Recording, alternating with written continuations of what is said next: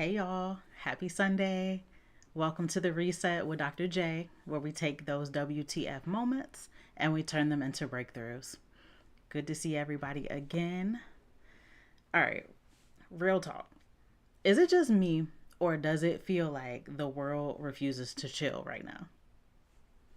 Like, you open your phone and there's chaos, and you turn on the news and there's more chaos, and then you scroll social media and everybody's mad about something.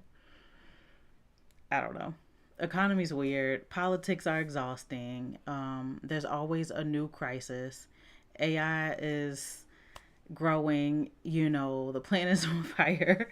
You pick your anxiety, right? And oh my God, please do not make this a political conversation because it is not. I'm just noting the reality of the exhaustion, right? So on top of all of that, you still gotta work. You still gotta pay your bills. You gotta take care of your people, and somehow not lose your mind. It's a lot. And I keep hearing, Dr. J, I'm barely holding it together. How am I supposed to work on myself when the world is falling apart? Well, I get it, right? Because I have to do the same thing. So today, that's what we're going to talk about. How to keep your sanity when everything around you feels like chaos. So we're not fixing the world. We cannot do that. We're not alone, of course. But how you stay functional when your newsfeed is a nightmare, or how you protect your peace without going numb. How do you keep building your life when the backdrop is insanity? Here's the deal. You can't control what's happening out here, but you can control how you respond to it.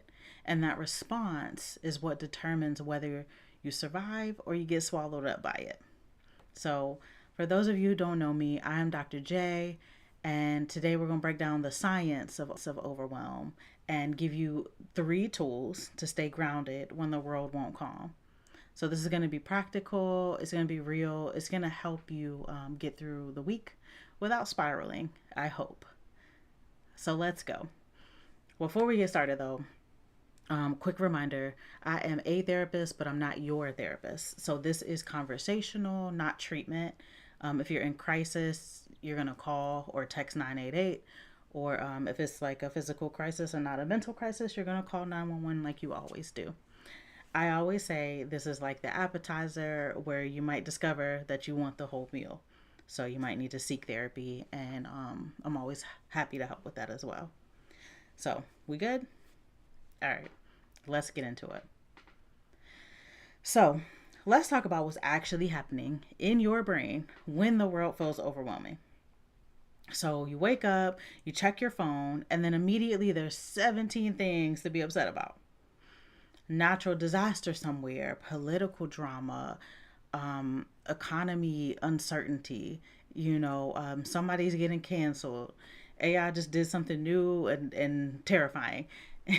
And your brain is like, okay, which fire do I put out first? Except you can't put out any of them because they're not your fires. They're just happening everywhere all the time. And that's the problem. Your brain was not designed for this. Your brain evolved to handle threats in your immediate environment. The thing right in front of you that you can do something about. A tiger in the bushes, okay, I'm gonna run. Food running low, okay, I'm gonna hunt. Conflict in your tribe, handle it. Your brain is good at that. It knows what to do with immediate, actionable threats. But global chaos, that's something you can't do anything about. And so your brain doesn't know what to do with that. So it stays activated. It's alert. It's scanning for danger all the time. And that constant activation, whew, is exhausting. It's exhausting you. It's exhausting me. Okay. That's why I put this topic together. So you're not weak. You're not failing. Your nervous system is just doing what it was designed to do, responding to threats. It's just responding to threats you actually can't do anything about. And it creates a specific kind of stress that wears you down over time. So, here's the science. when you get exposed to constant bad news, constant chaos, constant things to worry about, your brain goes into chronic stress activation. Your threat detection system, the part of your brain that scans for danger, it stays turned on. And when that system is on all the time, a few things happen. One, your body stays in the low level fight or flight, not full on panic, but just a little activated, always tense, always a little bit on edge. And it burns through your energy fast. And that's why you're exhausted, even when you didn't do anything. And I don't know about you guys, but this whole last week I have felt that. So, we try to combat it with the things that we know how to do. So, two, your attention gets hijacked by threats. Your brain prioritizes bad news over good news because bad news could be dangerous. And so you scroll past the 10 good things and you lock into one terrible thing. Not because you're negative, because your brain is just trying to keep you safe. And then three, you start feeling hopeless because you're seeing all the problems that you cannot solve. And when your brain sees threat after threat that you can't do anything about, it learns, oh, I have no control. And that feeling of no control is what leads to the anxiety and depression and shutting down. It's not necessarily true. So here's what you got to understand. The overwhelm that you're feeling is not anybody's character flaw. It is your nervous system responding normally to an abnormal amount of input. So your brain is doing its job. It's just doing it in an environment that it wasn't built for. And the fix isn't, oh, I'm going to just stop caring or I'll just ignore everything. Like, that's cool. It's going to solve it. No, it's actually not. And we know that. The fix is learning how to manage your nervous system so that you can stay functional even when it feels like the world is chaos. And that's what we're doing today. So here's the shift. So we're going to stop asking, how do I make the world less overwhelming? Because you can't. And we're going to start asking, how do I stay grounded even when the world is overwhelming? That's what we can fix. So, because you have no control over what's happening out, like external stuff, the news is going to keep being heavy. Social media is going to keep being a mess. Problems are going to keep popping up. But you can control how much of it you let in, where you put your energy, what you do to bring yourself back when you start spiraling. Those things are in your control. And when you shift your focus there, you focus on regulating yourself instead of trying to fix everything, and you get your power back. That's how you take it back. So you go from I'm drowning in this to I can handle this. So that's the shift. And I want to give some tips on how to do that. So, 3 tools to keep your sanity when the world won't chill. These are not about ignoring reality, because I don't want to make it seem like, oh, we'll just, ignore everything that's happening or pretend everything is fine, because that's not healthy either, right? So I don't want anybody to take this for that. It is not that. These are about regulating your nervous system so that you can stay functional, grounded, and then also moving forward when things around you are chaotic. So, and that's good for life, right? Because we can never control all of the external factors that are happening to us, but we can work on our internal responses to those things and feel like we took back some of our control. Okay. So again, as I say every week, it's not about perfection. Like, I never want to paint that picture that anything is going to be perfect. Take what's helpful, leave what's not. Okay. So the first tool is going to be the input audit. So this is about controlling what you let into your brain, because not all information is worth the cost. So I'm going to say that again. It's about controlling what you let into your brain because not all information is worth the cost. So here's what most people do. They consume everything, every news story, every social media post, every update, every opinion, and then they think they're staying informed. But really, they're just flooding their nervous system with threats that they can't do anything about. So your brain can only handle so much before it starts to break down.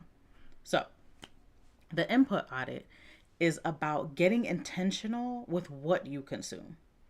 So here's how it works. So step one would be to track your input for the day. So tomorrow, just notice how often are you consuming news, social media, updates about things in the world. Just notice. There's no like right or wrong here. We're just noticing. How many times do you check your phone? How long do you scroll? What are you taking in? And there's no judgment. You're just noticing and you're collecting data, right? Okay, no emphasis on the no judgment part. Step two is you ask yourself, is this useful or is this just activating? And so for each thing that you consume, you can ask, did this information help me? Did it give something that I can act on or did it just make me feel worse? And useful information helps you make a decision, take an action, or understand something important. Activating information just makes you anxious or angry or helpless with no clear action. Most of what we consume is activating and not useful. So that leads us to step three. We're going to set some boundaries about input, okay? So this is the hard part. You gotta limit how much chaos you let in. And that, again, that doesn't mean ignore everything. It means you're intentional. So I'm going to give you some examples. You check the news once a day, not constantly. Because if you think about it, let's talk about checking the news, right? If I check it constantly, I guess I could feel like I'm staying up to date. But really, if I check it once a day, I'm still staying up to date. So if I do it once in the afternoon before lunch, then I'm going to get the update for that day. And then if I do it again tomorrow at lunch, I'm going to get the update of everything that has happened since then, right? So I'm not missing anything. So once a day, not constantly. Another example, setting a timer for social media. Okay, I got 15 minutes before my next thing. So I'm going to go ahead and scroll or do whatever for 15 minutes and then I'm out. So setting a time can help. Unfollow accounts that make you feel terrible. I know I have seen some terrible things on this internet, this World Wide Web, y'all. I have seen some terrible things. And I used to like want to comment and tell them off and educate them and all the things, but guess who that's draining? Me. Because they may not care. They may never change their stance. They may not want to be educated, right? But I'm making it a mission. I don't do that no more. That's draining. So a better way of doing that is unfollowing those accounts that make you feel terrible. So click the unfollow button, keep it moving. Turn off notifications for news apps. Them apps, they know what to do. Popping up here and popping up there, trying to keep you informed of the latest, right? So if you turn off the notifications, then you don't feel like I have to look at it right now. You have more power because you go to it once a day, for instance. And then have at least like 1 hour where you don't consume any news at all. And that's doable. Go cook a meal. Go walk your dog for a longer walk, or whatever. You can do this if you're one that thinks that you can't. Your brain needs breaks. It needs time that is not scanning for threats. So make sure you're giving it that. Why this works? Every time you consume something that activates your threat system, your brain releases stress hormones. So, one post, not a big deal. But 50 posts, 20 news stories, 10 videos of terrible things happening, and that that is constant, that stress release, that stress hormone release. So you're constantly feeling that stress. And your brain cannot tell the difference between a real threat right in front of you and a terrible thing that's happening across the world. It just knows threat and it responds. So when you limit input, you are giving your nervous system a chance to calm. So we're not being ignorant. We're not, um, you know, ignoring or just dismissing. We're just being strategic about protecting our mental health. Real talk. I had to do this myself. Constantly consuming news, wanting to know the latest update, thinking I'm being informed for my clients or something like that. But really, I just felt more anxious, and and I have to keep reminding myself to do this as well, which is why I put this episode together, because I was like, oh, if I struggle with this, and 10 other people that we done talked about it this week, then maybe there are more people that could benefit from this message, right? So I cut it down to checking news once in the morning, once in the evening, and that's it. If I even do that, because some days I'm like, nope, don't have it. And I'm still informed. I still know what's happening, but I'm not drowning in it. And so try it. Try to audit your input, set some boundaries, and just see how you feel. Okay? So that wraps it up for tool number one. Tool number two is the control sort. So that's what we're looking at, okay? This is how you stop wasting your energy on the things that you can't change and redirect it to the things that you can.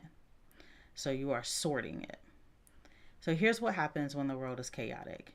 Your brain sees all these problems and it just wants to fix them. And that's what brains do.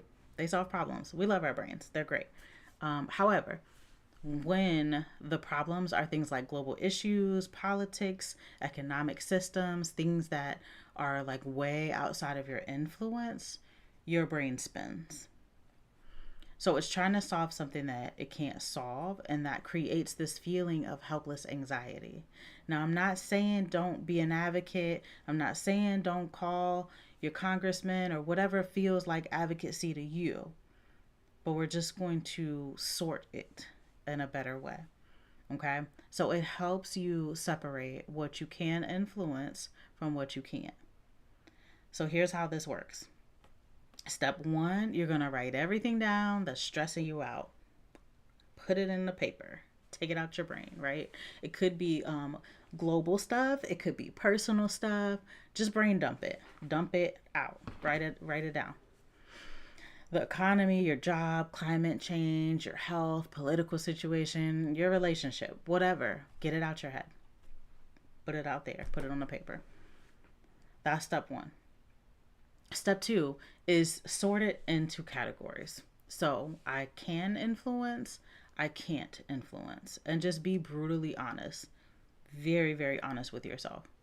What I can't influence directly, I guess, the economy, what happens in other countries, other people's opinions, what AI companies do, most news stories, right?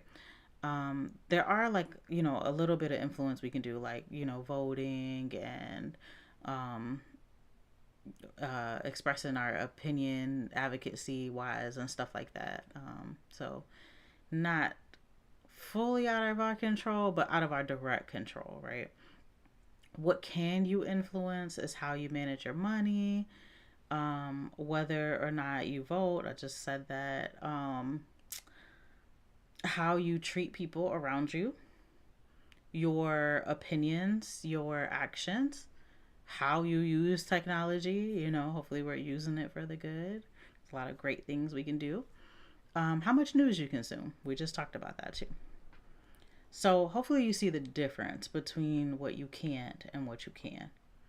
And for step three, for everything that you can't influence, you acknowledge it and let it go. Not ignore it. You acknowledge it and let it go. Yes, this is happening. It is real and I can't control it.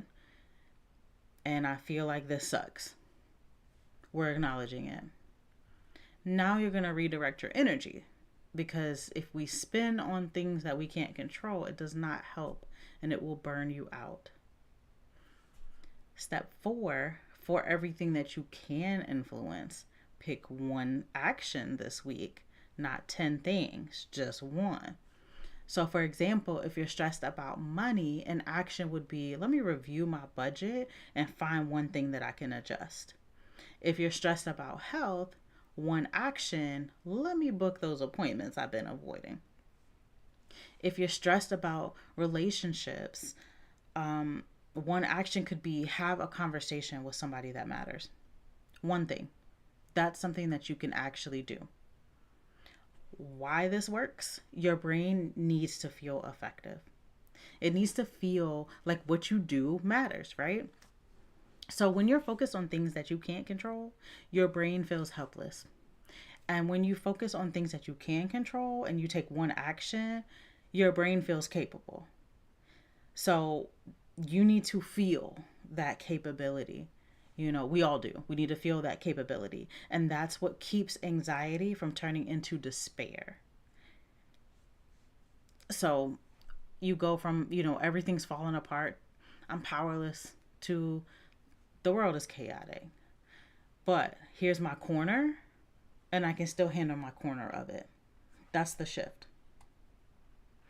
So I worked with somebody that was spiraling about climate change, and they could not stop thinking about it. They felt completely hopeless, and we tried this out. I was like, you know what?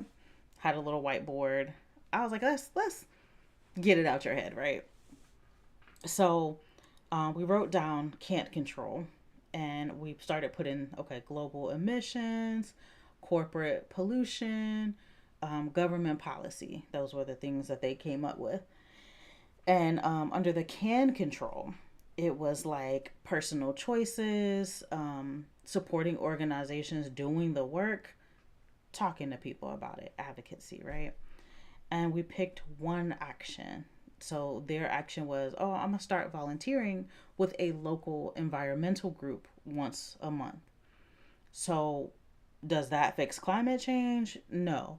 But it gave their brain something to do instead of just spinning. And hopefully it's a step in the right direction, right? And that action is what brought them out of that despair spiral. So do the control sort. Stop spinning on what you can't change and act on what you can. And sometimes the best way to do it is a whiteboard. I'm a nerd, y'all. I really love a whiteboard. If I can get my hands on a whiteboard and start to draw some stuff out, I don't know, my brain connects. I really love, like, it's almost like solving a puzzle to me. Whatever works for you though, but that's what works for me.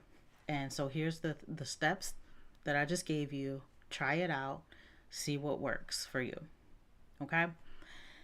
Brings me to my last tool, the reset ritual. That's what we're going to call this, the reset ritual. This is how you bring yourself back when you start to spiral, if you start to spiral. The reality is, even with boundaries on input, even with focusing on what you can control, sometimes you're still going to get overwhelmed. And that's just the reality. You're going to have moments where it all feels like too much. And in those moments, you need a tool to bring yourself back to the baseline. So we're going to call that tool the reset ritual. Here's how it works. Number 1, your first step, notice when you're spiraling. So we bring in some mindfulness in here, because if you don't notice it, how we're going to fix it, right?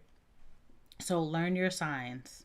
Maybe it's tightness in your chest, or your heart racing, or your thoughts racing, or maybe you can't focus, or you just keep you keep scrolling compulsively. Whatever your sign is, learn to recognize it. That's the signal. I need to reset. So that's step 1. Step 2, have a go-to ritual that calms your nervous system. This needs to be something quick, something accessible, something effective for you. not something that works for somebody else. What works for you. So an example of that would be breathing, right? Therapists, we love to go to our breathing, right? But we go to it because it works. So box breathing, that's the 4 4 4 or whatever we call that, 1 2 3 4. If you think about a box, um, I don't know why I said 4 4 4. Oh, Wendy's had a 4 4 4. I don't know if they still do. I'm hungry, y'all. That was a random moment. Okay, sorry. Anyways, back to back to box breathing. Good thing I take notes because I can get off track, y'all. Okay, so anyways, think about a square, and you're going to breathe in that way. So the top would be that you breathe in, and then you hold it, and then you breathe out, and then you hold it. And so if you think about the box, you keep doing that. You're going to do it for 3 rounds because it activates your calm down system. So it tells the brain and the body, hey, I'm ready to relax right now. So try your box breathing. And another example would be movement. Walk around the block, do some push ups, jumping jacks, whatever, shake it out. Get the stress energy out of your body. So you can think of some sort of intense movement to get that energy out. So you can approach it that way. Sensory example would be like splashing cold water on your face, ice cubes in your hands, a strong smell like a peppermint or something. It jolts your nervous system into the present. Okay, what's happening is I'm smelling this right now. It could be a candle, it could be anything that has like a scent to it, a hand sanitizer, whatever. I have this hand sanitizer that is like a lemon with aloe or whatever, and this is what I keep nearby. And then also I have a candle. My best friend got this for me.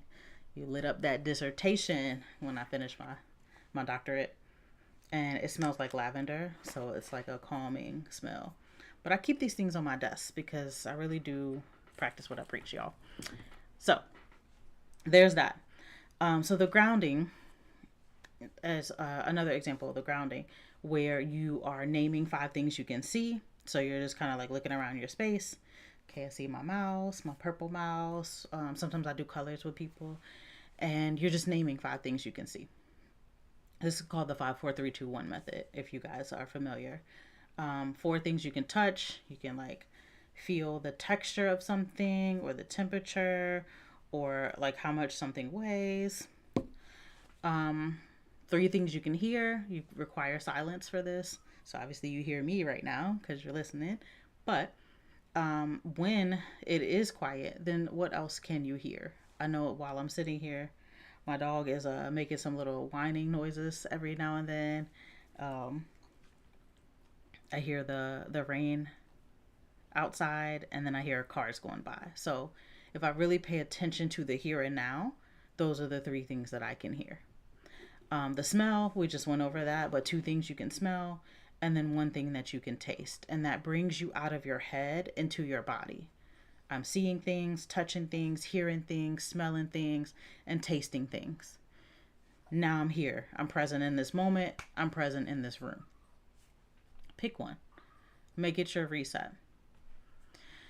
Step 3, those were examples of what you can do. And then step 3 is you're going to do the ritual as soon as you notice that you're spiraling. So we want to catch it. We want to be quick with it. We may notice like one day that we're spiraling for a very long time. It took me all day to recover. This really sucks. And then you might start to practice some things, and you might notice, I only spiraled on that for 10 minutes.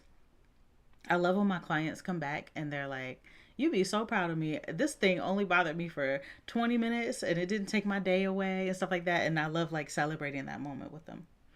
So the faster you catch it, the better, right? So it doesn't steal a lot of time for you. Don't wait until you're fully overwhelmed. Catch it early. Oh, I'm starting to spiral. I think it's time for a reset, a little mini reset, whatever. Do your ritual. 3 minutes. That's it. Then reassess. Do I need to keep going, or am I good? So that is how you do that. Step 4 is you return to what matters. So after your reset, what do I need to do right now? Not what do I need to fix in the world. What do I need to do in my actual life right now? That could be work. So, like, let's say you're at work and then you do your reset. Like, maybe at work, I only have time for box breathing because I don't want everybody in my business or whatever. So, I do my box breathing and I feel better. Or I feel like a little bit better. Okay, so then I refocus. All right, so at least I need to accomplish this today, and then I'll get that done. If it's taking care of somebody, let's say you got super overwhelmed with kids or the person you're caregiving for or whatever, and you need a minute. Okay, you walk away, take a minute. You could even go to the bathroom. What's 5 things that I see? What's 4 things that I can touch? What's 3 things that I can hear right now? What's 2 things that I can smell? You might not have anything to taste, but that's okay. Sometimes I replace taste because we don't always have something to taste, unless we have like mints or something on us. I'll replace taste with what's one thing you're grateful for. And so that way you're focusing your attention on that. It could be rest. Rest could be your reset, whatever it is. But just do that, one thing at a time. Why this works. When you're spiraling, your nervous system is activated. Your body is in threat mode. And you cannot think your way out of that. You have to regulate your body first. And so the reset ritual gives your nervous system a clear signal that we're safe and we can calm down now. So once your body calms down, then your brain comes back online. You can think clearly again. Without the ritual, you stay activated and the spiral continues. Hopefully that makes sense. With the ritual, you interrupt it. You bring yourself back. So, what do I do when I need a reset? Different things, because one day something might work and the next day it doesn't. So my go-to could be like cold water on my face. I do the box breathing a lot. That really helps me. It takes 2 minutes. It brings me back every time. So I had to use it twice this week when I caught myself doom scrolling. That's not good. Notice the spiral, did the reset, went to bed. So find your reset. Use it when you need it. Don't let the spiral take you all the way down. We do have power over this. Okay? So, 3 tools to keep your sanity when the world won't chill. Input audit. That is control what you let in. Got tongue twisted there. The input audit is control what you let in. That's that one. When you set boundaries around the news or social media or whatever your input is, right? So that's what you're gonna do. The control sort is tool number 2. You're gonna separate what you can influence from what you cannot influence and act on what you can. And then the reset ritual. So you're going to interrupt the spiral when it starts and bring yourself back to baseline, or even just make it a little bit better. Pick one tool, use it this week. You can't fix the world, but you can stay functional in it. That's the goal. Okay? So let's bring this home. The world is chaotic right now, and we're just trying to stay functional. Your brain was not built for constant global chaos. So when you're overwhelmed, that is not normal. That is not, or excuse me. Sorry, my dog is really distracting me, y'all. So when you're overwhelmed, that is normal, not weakness. Hey, get down. Sorry, I had to get after him. That is normal. Sorry, I keep saying that is normal. That is not weakness. So the tools that we use to stay grounded, we already went through those. That's the input audit, where we're controlling what we consume and setting boundaries. The control sort, where you focus on what you can actually influence, letting go of what you can't. And the reset ritual, where you're interrupting the spiral when it starts. Just so you remember, you're going to pick one and use it this week. So that's your challenge. Pick one tool, See what shifts, try it out. You can email the reset at WTFnationradio.com if you want to give some feedback, if you want to share a success story, if you want to be like, hey, can we talk about this? Let me know. So thanks for being here. Thanks for listening. Thanks for showing up for yourself. It is okay to protect your peace. It is okay to set boundaries. It is okay to focus on what you can actually control. You can care about what's happening and take care of yourself. Both things can be true. One tool, one step this week. Resilience is not optional, it is the mission. Remember 988 for a crisis. Find a therapist if you need support. I'm Dr. J, y'all. I will catch you next week. You got this. Let me know how the practice goes. This is the Reset with Dr. J, where we take those WTF moments and we turn them into breakthroughs.